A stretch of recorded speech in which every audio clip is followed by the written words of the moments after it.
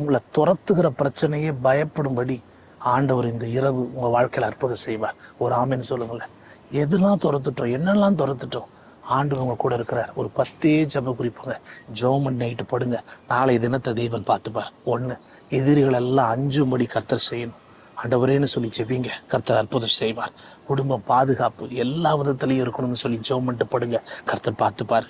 அநியாயத்திலேருந்து விடுதலை. ஆகான் போல சில பேர் நம்ம வாழ்க்கையில் இருக்கக்கூடாதுன்னு ஜெபம் பண்ணுங்க, கர்த்தர் அற்புதம் செய்வார். அடுத்தது பயமில்லாத ஒரு இரவாக இருக்கணும், ஒரு வாழ்க்கையாக இருக்கணும்னு சொல்லி ஜெபம் பண்ணுங்க. நாளைக்கு கர்த்தர் எல்லாத்தையும் பார்த்துப்பாரு. தேவன் யுத்தம் பண்ணணும், நாளைக்கு மனுஷன் தேவையில்லை, தேவன் வேணும்னு சொல்லி ஜெபம் பண்ணுங்க, கர்த்தர் பார்த்துப்பாரு. உங்கள் குடும்பத்தில் ஒவ்வொருத்தருக்கும் தைரியம் வேணும், கிறிஸ்துவுக்குள்ள ஒரு தைரியம் வேணும். அதுக்காக ஜெபம் பண்ணிட்டு படுங்க, கர்த்தர் நாளைக்கு பார்த்துப்பாரு. உங்கள் பிள்ளைகளை பின்தொடர தீமை, உங்கள் பிள்ளைகளை விட்டு விலகணும்னு சொல்லி ஜெபம் பண்ணிட்டு படுங்க, கர்த்தர் நாளைக்கு பார்த்துப்பாரு.